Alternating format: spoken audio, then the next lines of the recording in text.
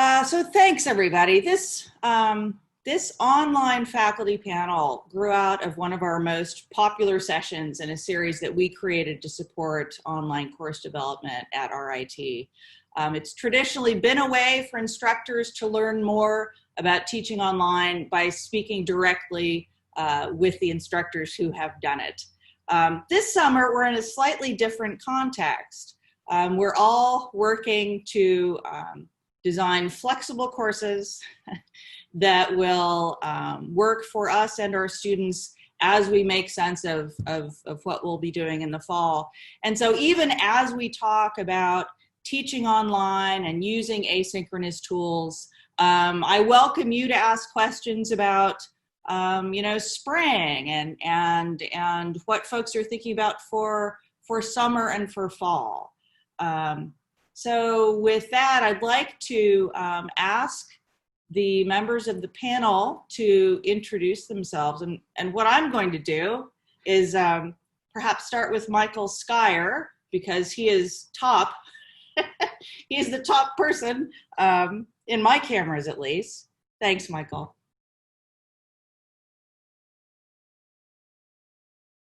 Michael Skyer, and I've been teaching here with NTID for about 10 years now, or at RIT for about 10 years with NTID, and mostly at NTID for about 5 years teaching there.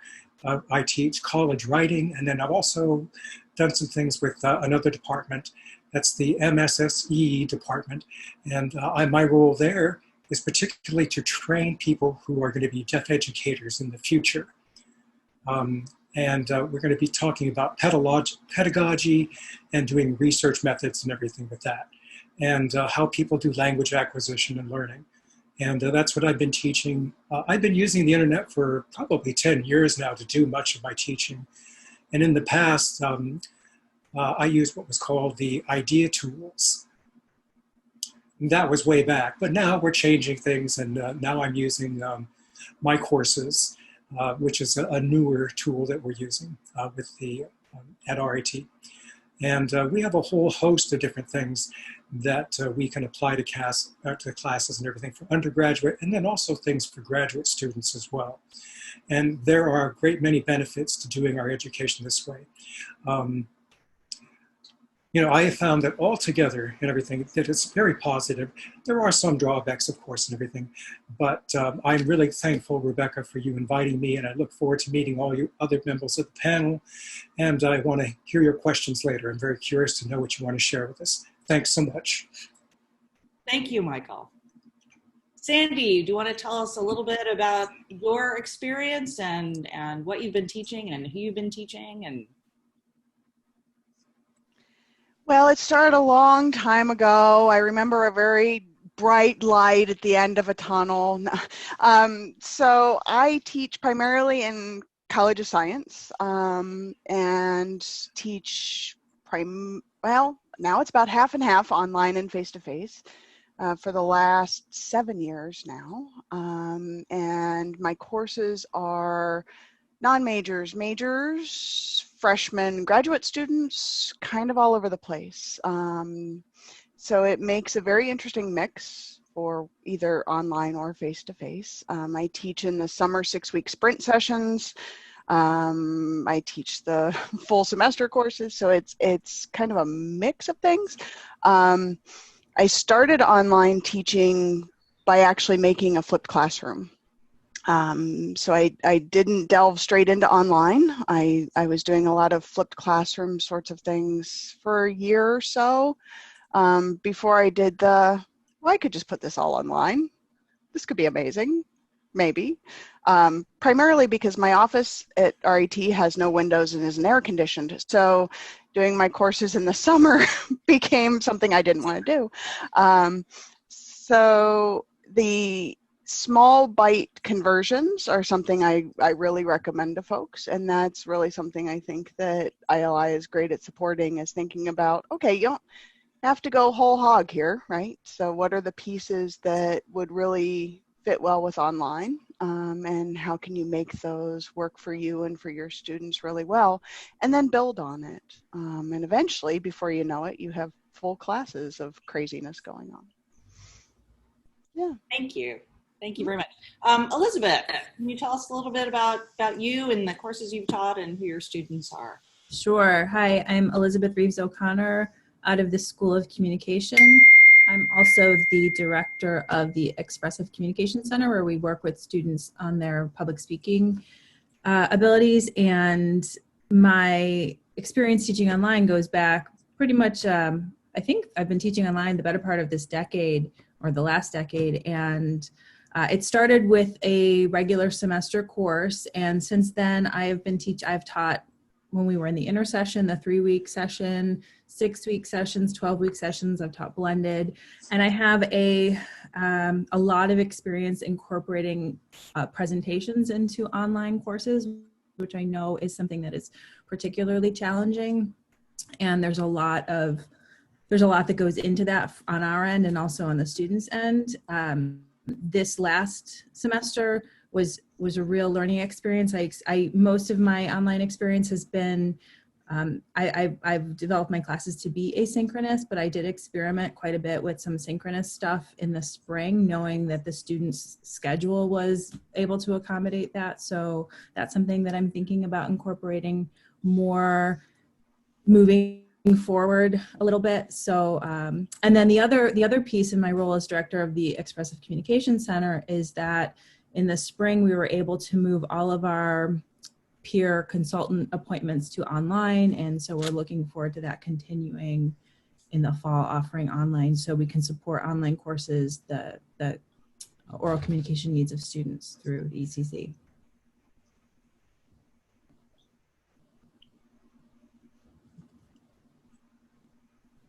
I'm unmuted now. There we go. Thanks so much for your introductions. And I want to start with one of the questions that we get all the time in the Innovative Learning Center for Institute. I'm getting my names confused. Innovative Learning Institute, when we work with faculty. Faculty really enjoy, right, the community that they're creating in the classroom, the good work that they're doing with students, the active exchanges, and they wonder how much of that translates when they think about designing an asynchronous online course. And I wonder if you could talk a little bit about how you sort of capture that energy and activity in an asynchronous online space. I could pick on you again and go in the same order. Michael, do you mind going first? Sure, I can do that. I've had one class that we met in an asynchronous fashion. And for me, it was really much more of a challenge, not being able to do things all at one time together. Trying to get everybody together at the same time, but still working asynchronously and trying to get everything to coordinate together at the same time, same place. Sure, it's a great thing when it works, but when we're trying to hold on a second.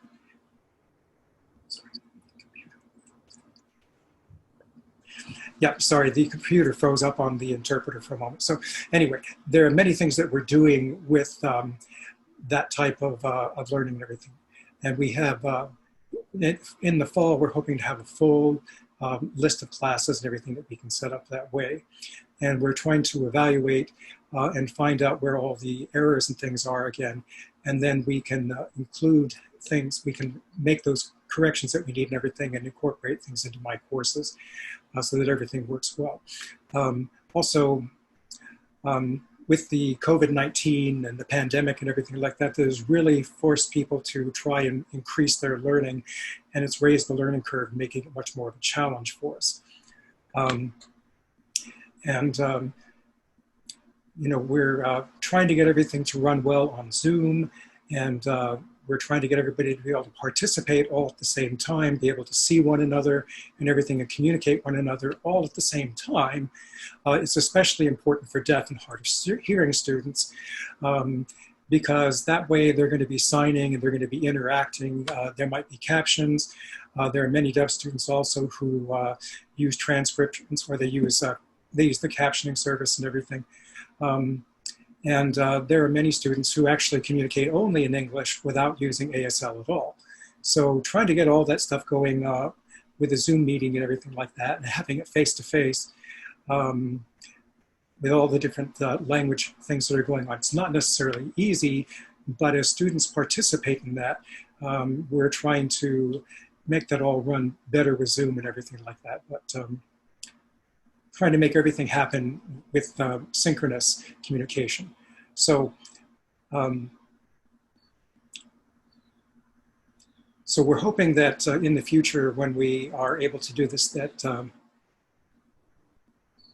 that we can have synchronous communication and everything, and we can use those opportunities and be as flexible as we possibly can, so that students who are working during the daytime, whenever, and there are many of those, you know, some people have 2 or 3 different jobs, and so many of those students, you know, they have a crazy busy schedule, and for them, you know, it's harder to make everything work. Asynchronous does work for them in those circumstances. But we're trying to make everything so those students can benefit from it, and they can get the same kind of educational level as everybody else who can participate in a synchronous manner. Great, thank you so much. Sandy or Elizabeth, who wants to go next? Sandy? Sure.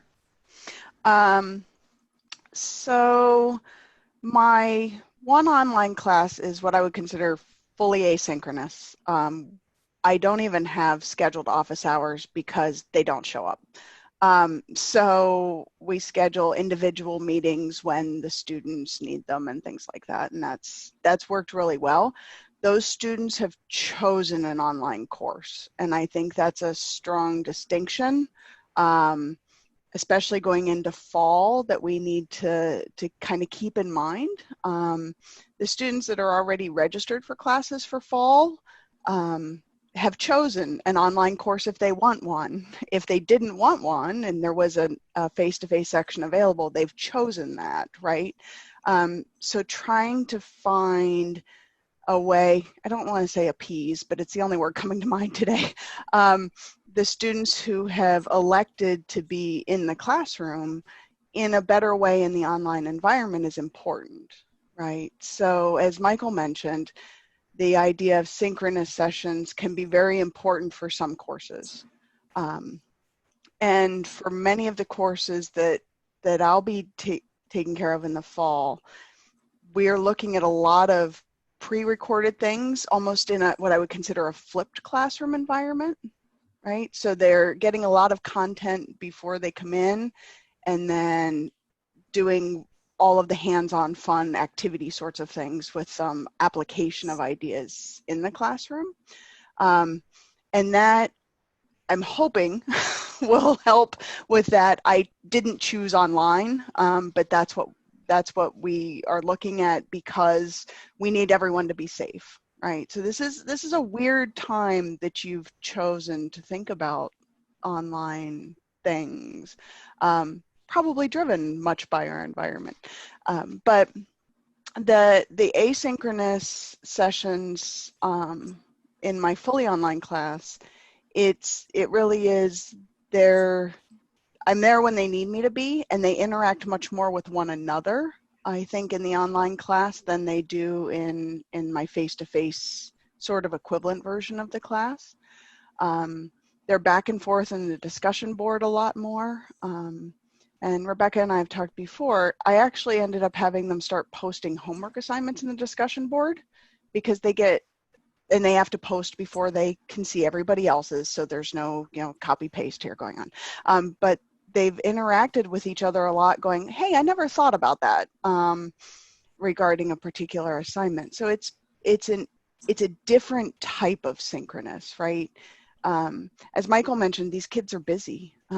So their schedules in different time zones, trying to be flexible with that is really important. But there are those that will thrive in seeing you face to face, even for a half an hour at some regularly scheduled interval. And those are interesting things that I hadn't really considered before. primarily because I've taught fully online and the kids don't want to see me. They picked an online class because they don't care if they ever see me. They want to interact with me. They want to chat. They want to email, typically asynchronous, but it's an interesting dynamic. Yeah. I think I fell off the rail there at one point, but we'll get back. That's so helpful, and I'm so glad that both you and Michael have talked about the challenge of sort of synchronous online, and Michael, even just managing this Zoom conversation. Yes, the cognitive load of teaching and managing tools at the same time, and keeping track of the chat and keeping track of the video. And I don't know about y'all, but I have unintentionally trained my dog to ask me for treats during Zoom calls because I'm much more responsive to to her needs. I'm gonna have to work on that. So Elizabeth, could you talk a little bit about the energy in your online, synchronous and online asynchronous? Yeah. I want to first just I really appreciate what you said, Sandy, about how this whole discussion of asynchronous versus synchronous has changed in light of the current environment. That before this, all of my students, as you said, they signed up for the online class and they weren't signing up for a synchronous class. In fact, they would be pretty upset whenever I would try to do anything synchronous. But this previous semester, I had to rethink that. And so moving forward, it's going to be part of the process of deciding how I will arrange my fall classes. If a component of them will have to be online, I will include some kind of synchronous component with a lot of flexibility. In terms of, I'm preparing a class right now. It's going to start in the second session of summer. It starts in late June, and I'm thinking a lot about that engagement piece. And what has worked for me in the past is most of the engagement happens on the discussion board. And Sandy mentioned having them post some of their work for that peer review has always been a great way to have the students interact with each other. I've found that it's really important that you really guide that discussion initially. So real clear expectations about the quality of the feedback that they're giving, at least up front, and then get out of the way a little bit and let them figure it out together. Be in the background, check in, add some thoughts if you feel like you need to move things in a particular direction. But I've really, I know that students respond to clear guidelines, that if you say provide peer review, who knows what you're going to get. You're going to get students who are incredible and they give great, thorough feedback with great substance, and you get the ones who will type 3 words and be done with it. So I find that students really respond to whether it's a rubric or just some kind of, maybe an example of some review. And then something else that I have really incorporated is as much visual as possible. So by that I mean visual of myself. So even making sure that everyone knows what everyone else looks like. And whether it's having them post a picture at some point or ask, when they're doing their introductions, if you start your introduction and post some pictures, just even something that has nothing to do with the class, but just to kind of make us more human and alive and less just our words. And then any component that anytime we can incorporate any kind of video. And with my courses that include a lot of speaking, that's natural and it happens. And so that's a great way to engage when you're looking at people, when you're hearing from them, making sure, of course, everything is accessible. I happen to use YouTube when I'm asking students to post videos. It's very simple to have the captions auto-generated, and then I give the students instructions for going in and fixing them because auto-generated captions never are right. So, but it's not a difficult process at all. And it's as long as you lay it out really clear of what's expected, and I build that captioning piece into the grade. So if they don't have that caption, they get dock points. And so it it's not complicated as long as it's just very clear what your expectations are. And so just having that video component, hearing voices, seeing faces, or seeing signs, it really is a way to humanize everything and make things a little bit more personal.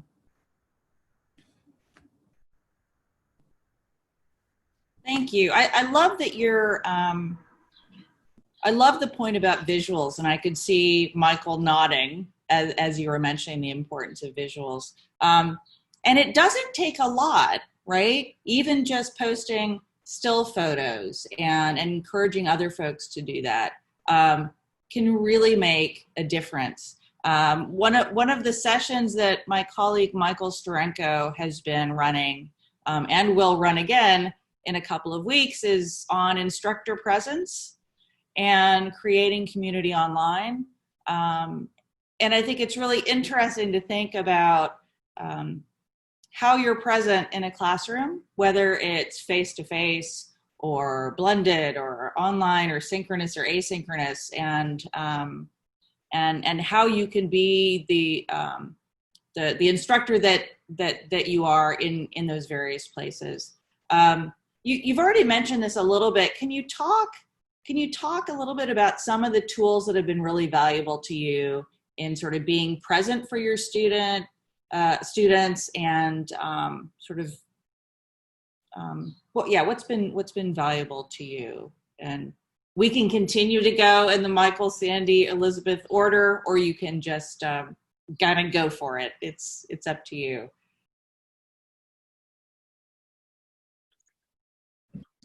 Rebecca, when you say tools, are you just are you talking about technology, or?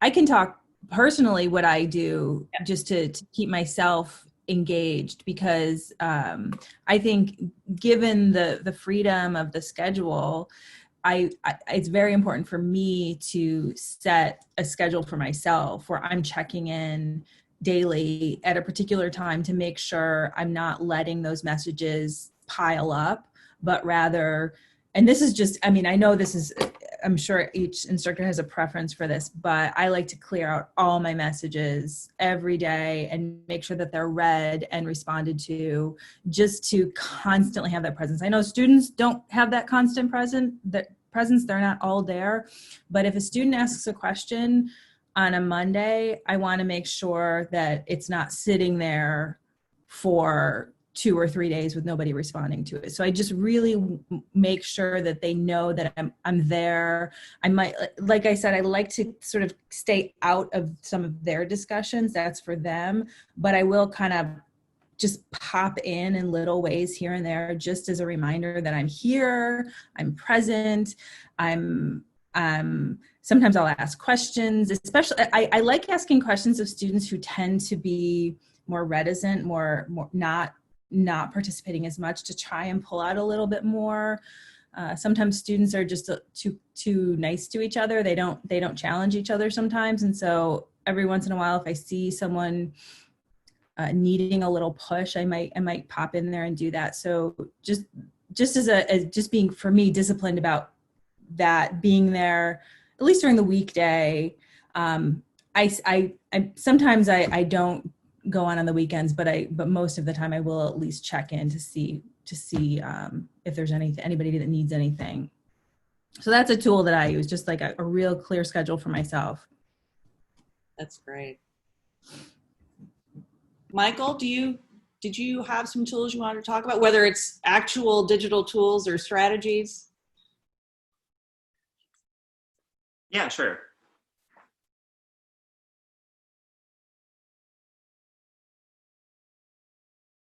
I think it's really important. You have to think about like what you're teaching first. I think that's the main goal. And then we can go from what tools we're going to use from there. And then how we're going to use that specific tool in a specific way. And then we'll use that specific way to relate to what we're actually teaching. So I have 2 examples. The first is maybe you're teaching how to design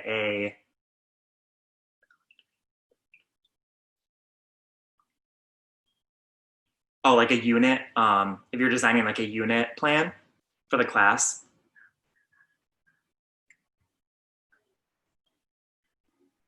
And then we can kind of teach the students how to be creative in that way and work together in that unit plan.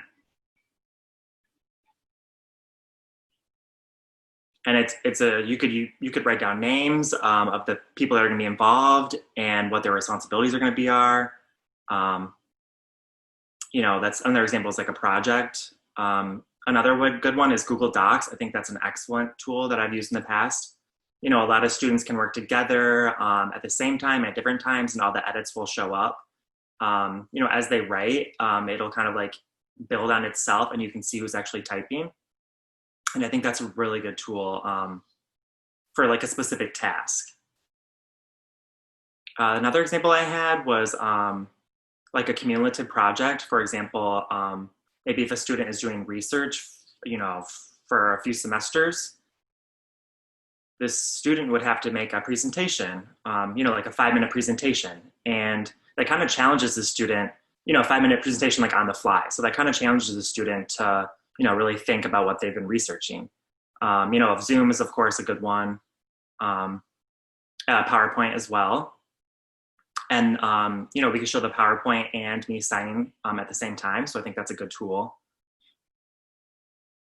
And, of course, for some projects, you have to use Zoom, but it really just depends on what you want to be successful with and what you're teaching, and then try to use those tools to match that best. Great. Thank you so much. Sandy, did you have something you wanted to add here on how you are present for your students and when and what tools or strategies you have? I'm trying to think of something other than what was said. I tend to live in my courses for a couple of reasons. One is everything is logged then, and I have a good sense of what I've done and what I haven't done.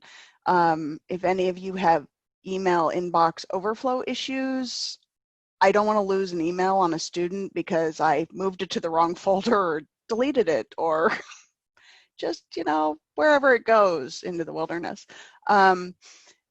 But also because I want them to live in my courses for my class, because everything they need is there or it's linked from there. So if I'm sending them to Slack, or I'm sending them here or there or wherever, I think they lose a lot of the comfort of knowing where they sit and where they can find everything. So I've tended to avoid all of the extra little things. And even in Google Docs, for me, I don't do enough things that warrant that.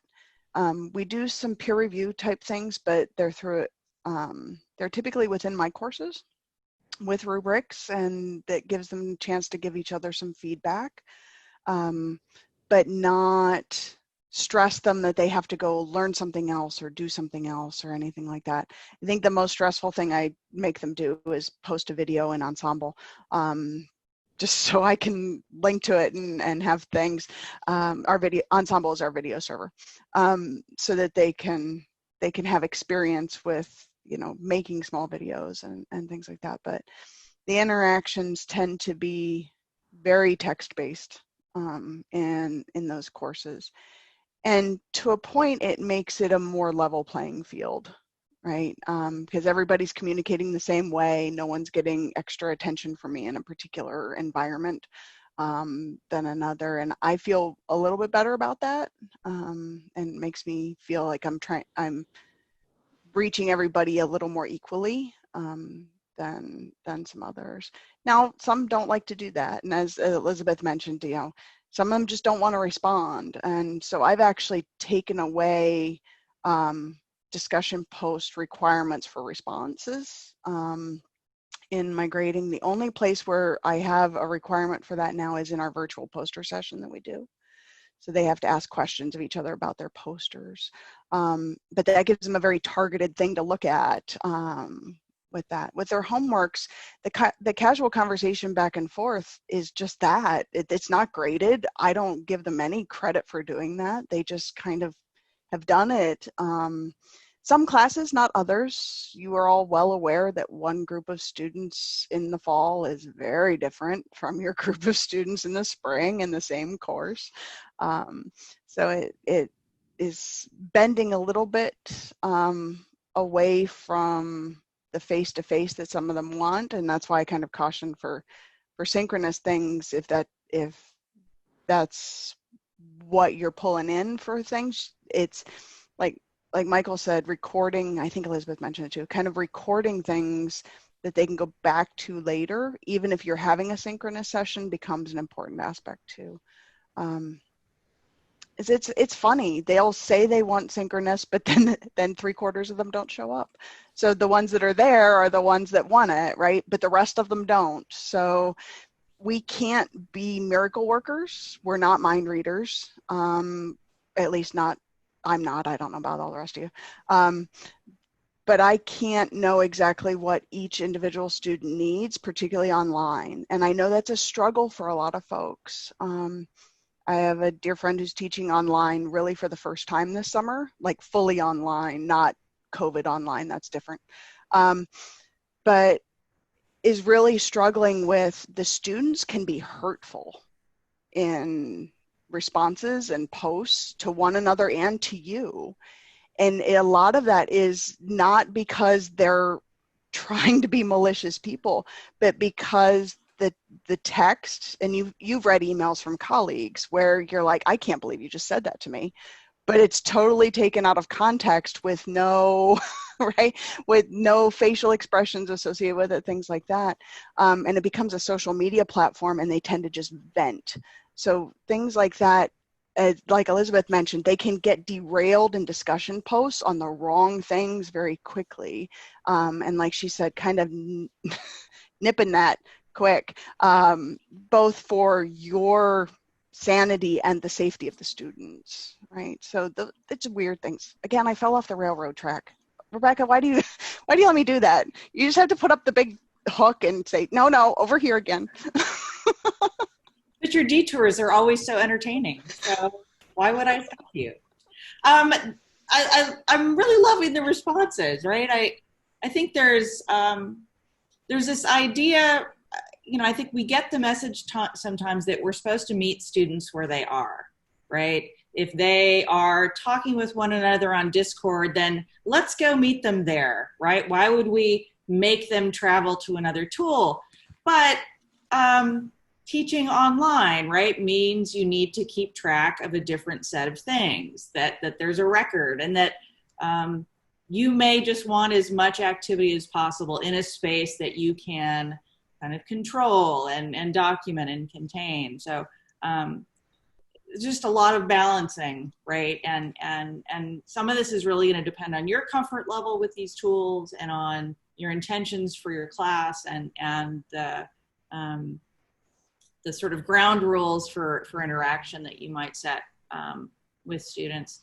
I wanted to mention to folks, we've got lots of folks listening in, and I hope you'll go ahead, and if you have questions or comments for the panelists, please post those in the chat area.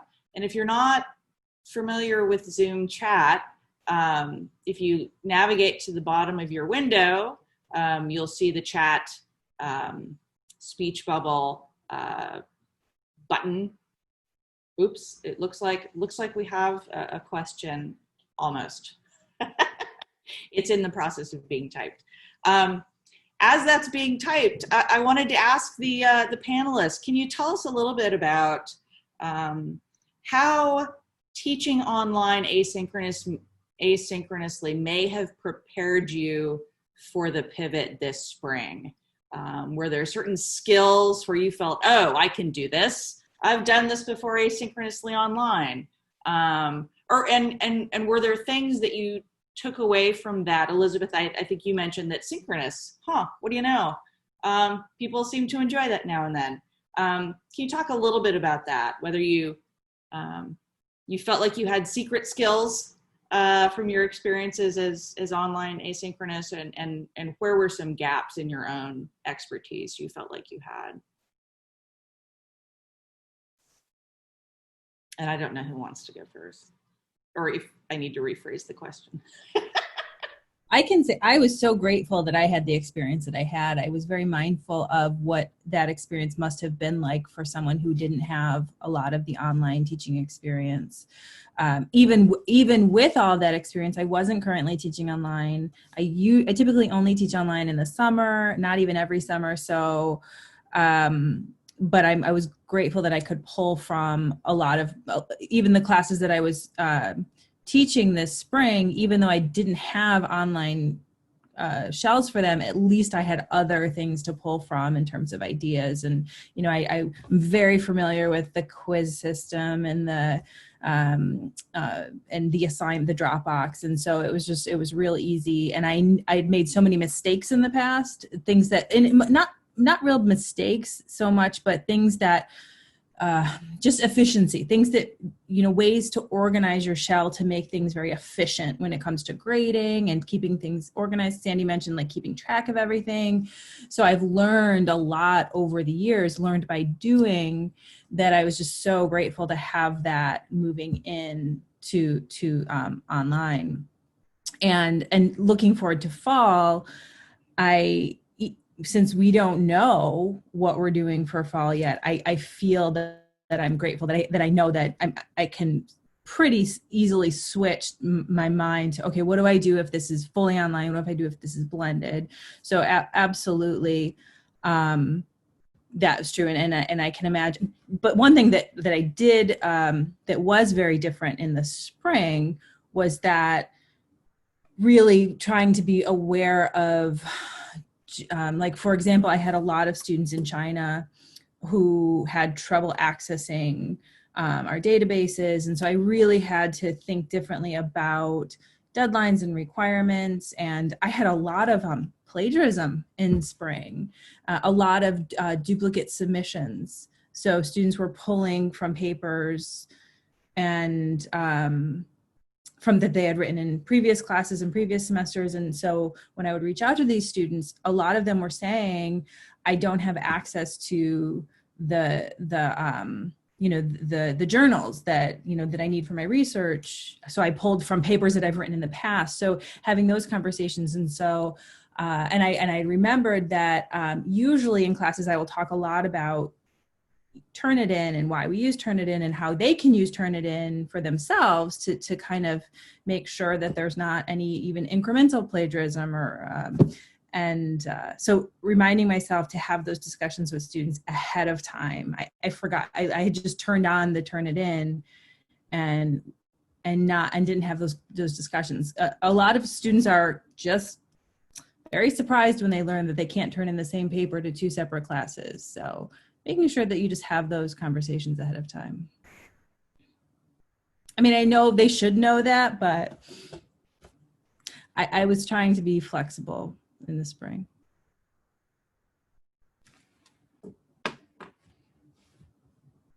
Sorry, clicking around my desktop and I lost the window. Sandy or Michael, did you have anything to add? Do you have any secret superpowers from teaching asynchronous online that allowed you to pivot smoothly this spring? Go ahead, Michael.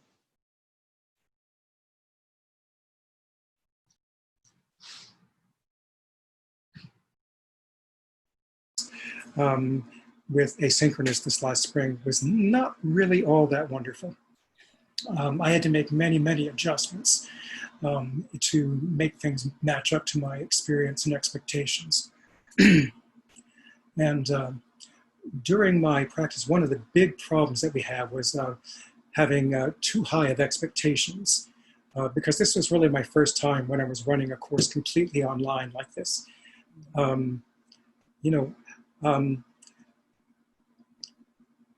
We wanted to be able to incrementally add things onto a course every year so that students could learn and they could make the adjustments that they needed during the semester. So when we had something that was asynchronous and everything, I think that when we do have something that's asynchronous next year, I think what we want to do is have more of that instead of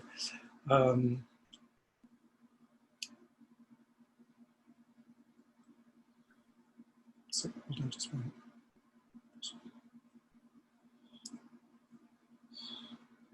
sorry, for one moment, my computer, so, okay, so yeah, Michael was saying my computer froze up and the interpreter couldn't see it. So I'm saying that for next year, what I would like to do, my plan is to have less asynchronous kind of work and more actual synchronous kinds of courses functioning. And my reason for that is because of, you know, of the issues that we're talking about here with online communication and all. Mm-hmm. Sandy, did you have something you want to add, or we're getting a bunch of questions in the chat, so we Yeah, I wanna get to the chat, great. so I can defer. Yeah, so I think I'm interested in kind of going from a discussion of how online asynchronous might have prepared you to pivot or not, didn't prepare you to pivot, to Thomas's question, Thomas Davis. And did you, Thomas, I don't know if you're out there, if you want to turn on your camera and your mic and ask the question yourself, or I could ask it for you. Aha, I see a camera coming on. I'm here. Can you hear me? Mhm. All right. Well, you know, I've taken a couple of these webinars and they've been really helpful. Hold on, And Thomas, I cannot hear, the interpreter can't hear you. is it not loud enough, or? That's better. So it's a little better, but it's very quiet. How about if I get closer? Is that? That's better, thank you.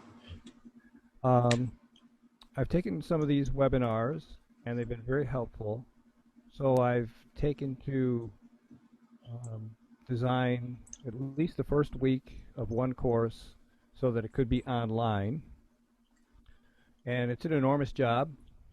And then I'm wondering, there's a lot of thoughts going through my head, like, you know, what, you know, trying to prepare for whatever scenario that we have. Does it have to be fully online? And then the concept of the flipped classroom came up just now. And I wonder if someone could talk about that. Maybe that could help me make some decisions about prioritizing how much needs to be created in terms of resources and media for online. Does that sound like a question? For me, this is kind of a question about how do you get practice switching modes of teaching, right? Sort of, does switching from face-to-face to fully asynchronous online prepare you in a way to do flipped? And if so, what's the sort of thinking about your class you need to be doing to be able to decide, okay, well, this part of it should be online and this part of it should be face-to-face? How do you make those choices? Thomas, is that similar to what you're asking, or? It really is. There's so much goes into making this change in terms of creating resources. Yes, I mean, I'm up for any advice. Yeah. Michael, I see that you're waiting to respond. Yes, that's a good question. I think it is really important, it's critical for us to sort of separate what's happening in March and everything related to COVID-19 and that kind of particular environment where everything was, where we had to make the demands and the changes instantly, and we were all left in a terribly awkward situation. We need to separate that from things that have a good design, that are specifically made to be taught as online courses. You know, this year, we're making all the adjustments and everything that we need to make, and we are going to have more time now to go ahead and do things, whereas in the past, it was just instantaneous. So basically what we have to do is we have to take everything that we can and put it in our tool shop, and then, you know, make the plans that we have for the next fall. And that way we will be able to be more deliberate about the decisions that we make and everything.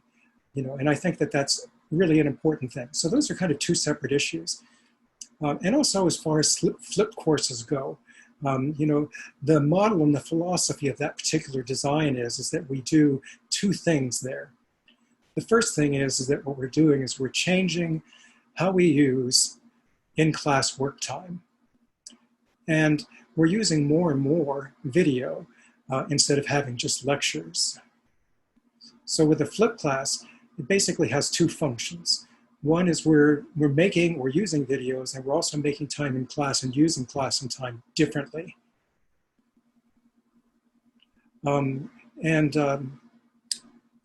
With the when we're doing the flip kinds of classes and everything, sometimes we mix things like 50-50, the way that we're setting up the structure of it. And so there'd be many different ways we could actually organize how the class goes. So if we go on with using a flipped class and everything like that, then the responsibility for that then is to often make videos and to teach the content. And then we have to be able to run that, our course, by using Zoom and everything, by using that using it synchronously. And we have to do everything, giving students an opportunity to interact together, because sometimes they're interacting with their peers, sometimes they're working on a project, sometimes they're working with applied knowledge, sometimes they're just listening to other people with lectures during the class. So, you know, when we do have a flipped class, though, we definitely do tend to use our time differently, and it tends to function differently from when we do things in other formats.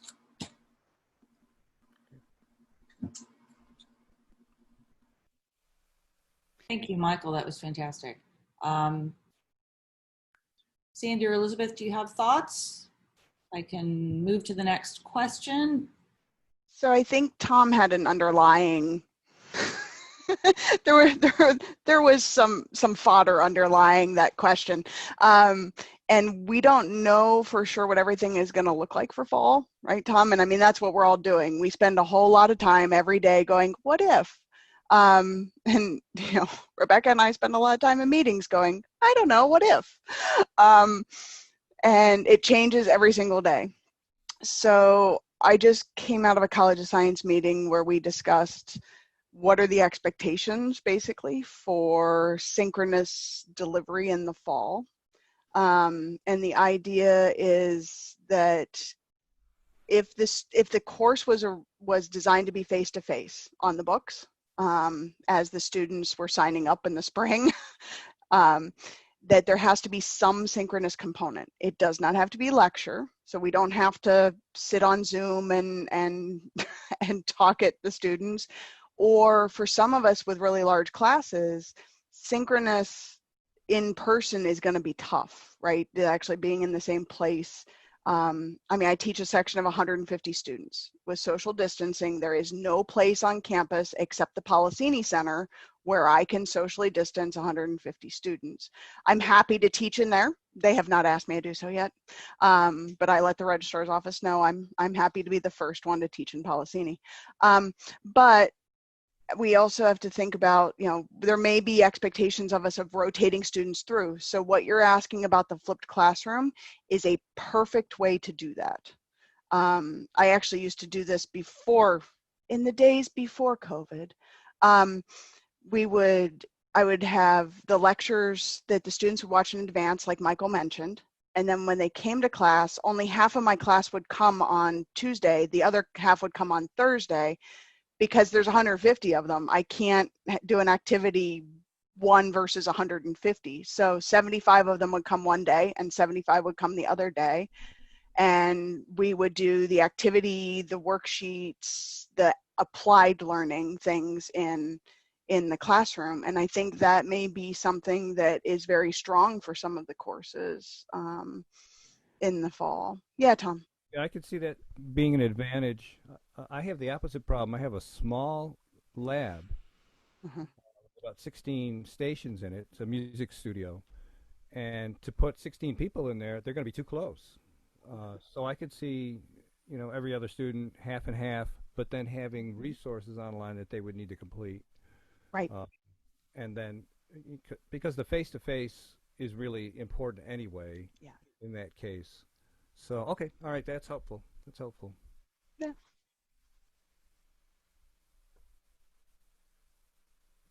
Thank you. I do want to mention, if we don't get to the questions in the chat during this live session, we will follow up with some ideas and some resources. I'm thinking particularly of learning time. If we don't get to that one, we've got a couple of resources on time on task and on estimating workloads in various modes. I want to ask,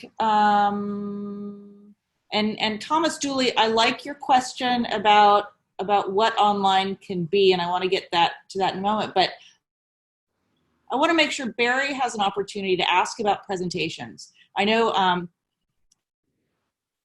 that is a frequent type of assignment that we talk to faculty about when they're considering creating an online class, or when they think about the class they have face-to-face, what are they going to do with presentations when they move it online?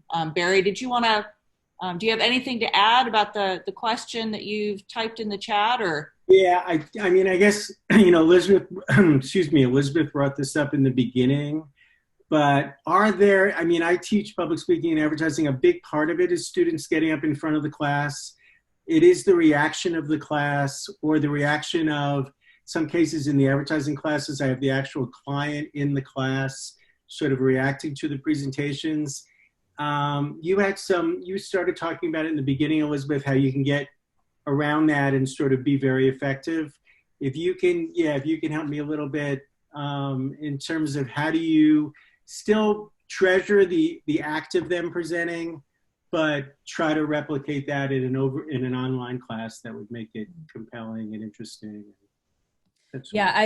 It was in the spring, it was about accommodating and just making it work, but with, knowing that you might be setting your fall classes up to have some component of presentations. First of all, I would hate that to be what gets dropped from anyone's course when they move it online. Sometimes it's just oh, well, it's online, we can't do a presentation. There are so many ways to do a presentation well. And again, Barry, it really would depend on what your needs were and the assignment and the students, but easily you could do small Zoom sessions. So that's something that with a presentation where you might want to bring in a client, have them present in a Zoom, and you wouldn't even have to be the entire class, maybe small groups of 3 or 4, a lot easier to schedule that way. What I did is I did everything asynchronous with my presentations. And so like the discussion boards, give very, very clear guidance on how to do this. So at the beginning of the class, letting them know what the technology requirements are, just something simple. You have to be able to record yourself. Yeah. I had students in the spring who just said they didn't have a webcam, they didn't have a phone, whatever. There were some students who said they could not record themselves. So just make that part of the required materials of the course, that they have to have that component. And then I have a long document I'm happy to share with anybody who would like to see it, about just setting up your space to be recorded. So, if you just tell students to record themselves, it's amazing what you'll get in terms of looking up their noses or at their messy bedrooms, or so just talking about, the lighting and where you want to position the camera and where you want to look. And then, so the production elements, but then also the making sure that they're accessible, and that you don't just want a shot of their face, but that you want to talk about showing their whole self. You don't want to say they have to be standing, because maybe they can't stand. So just, if you're physically able to be standing up and capturing yourself. So as many details as possible, and giving examples. So sharing examples from previous classes. I have a lot of students who are just so much more savvy than I am with incorporating their multimedia. So having if they have a PowerPoint, or if they have, sometimes they'll hook it up to their television screens, or sometimes they actually build it right into their video edit. So giving them as many options as possible. So Barry, I think it's really just a matter of sharing good examples, giving a really clear assignment, and clear expectations. And then those videos are great for engagement. So when they can see each other and give the feedback for the presentations, I find is very rich feedback that they give each other.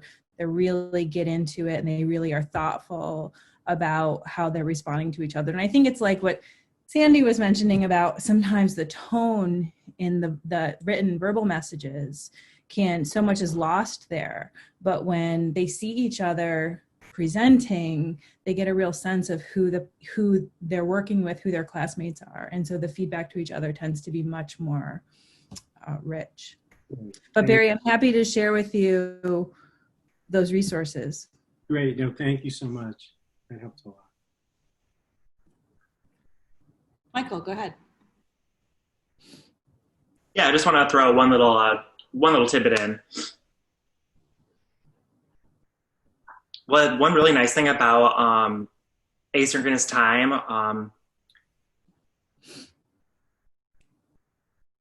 they all have the resources in one place. So it's really easy to be able to share all those with the students. So during traditional lecture, I find myself a little bit challenged because, I want to be showing all these things and sharing all these resources and specific examples, but sometimes I forget, I forget to bring them with me to the actual classroom and I'm kind of stuck. Like I can't really share what I wanted to share, but if it's online, all those students can find those materials super easy, like in 5 minutes. It's all in one folder and place on my courses. So I think it's important to share both the content for the classroom and they can read all that stuff, maybe on a PDF or on a specific picture format.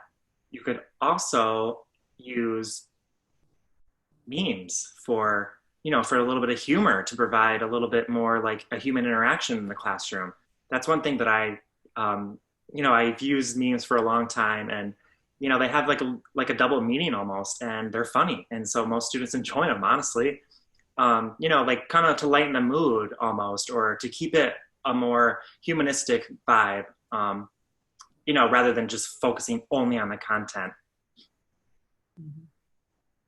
And that kind of gets them talking with each other too. It's, they're like, oh, I love the memes. It's like, yes, it's so true. How can you not? They're wonderful. They're good. They're good to use. There's many good like academic memes out there too you can find. So I think that's a good option for you all. That's great. Thank you so much. I want to recognize that it is 3:00 and to thank our panelists who are all extraordinarily busy for giving us an hour of their time and sharing their experiences. There is a little reaction button at the bottom of your window, and there's a clapping icon that if you were sharing your video cameras, we could see it. So I'll just clap for everyone. Huzzah. Thank you to everyone. We will get back to those questions in the chat that we couldn't get to during the recording. We'll be posting this recording in a location to be named shortly, probably somewhere on the COVID website, I suspect. Katie may tell me soon where we're going to be posting that. Thanks for joining us. ILI is here. We have additional workshops coming up. We'll be offering workshops all summer. If there's something that you or your colleagues need that you can't seem to find on the events calendar or in our resources, please contact us. There we go. Katie Bush has posted where the recording will end up. Thank you to everyone. Appreciate it. Appreciate your good work. Thank you to Michael, Sandy, and Elizabeth.